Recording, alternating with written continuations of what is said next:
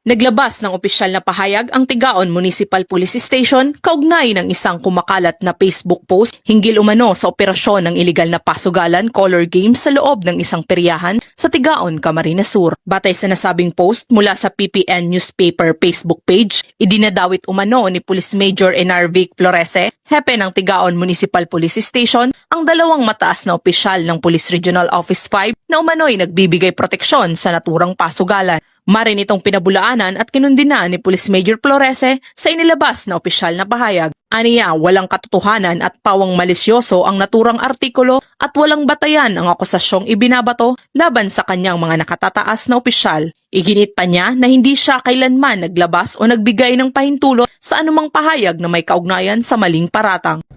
I am Police Major Enarvic V. Florese, the Chief of Police of Tigaon Municipal Police Station, and I am issuing this official statement in relation to the fake news linking me to alleged statements against my superiors.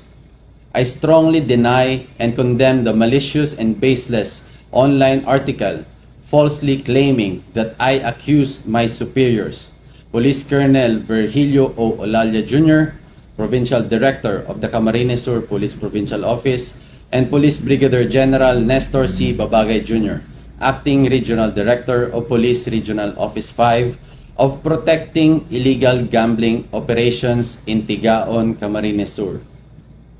Let it be made absolutely clear, I have never made such statements, nor have I issued or authorized any pronouncement related to these false allegations. The words and accusations attributed to me in this fabricated report are entirely untrue, maliciously crafted, and intended to discredit not only myself but also the integrity of the Philippine National Police leadership in the region. As a proud member of the PNP, I have always upheld the principles of honor, justice, and integrity in the performance of my duties. I firmly support our organization's campaign against illegal gambling and all other forms of criminal activity. At no time have I engaged in any action that undermines my superiors or tarnishes the name of the institution I serve.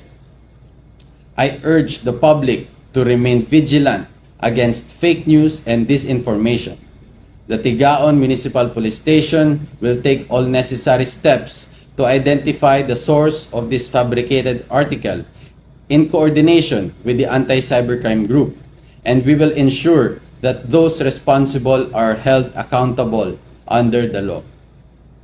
To the people of Tigaon and the entire Bicol region, rest assured, the PNP remains steadfast in its sworn duty to protect and serve with dedication, professionalism, and an unwavering commitment to the truth.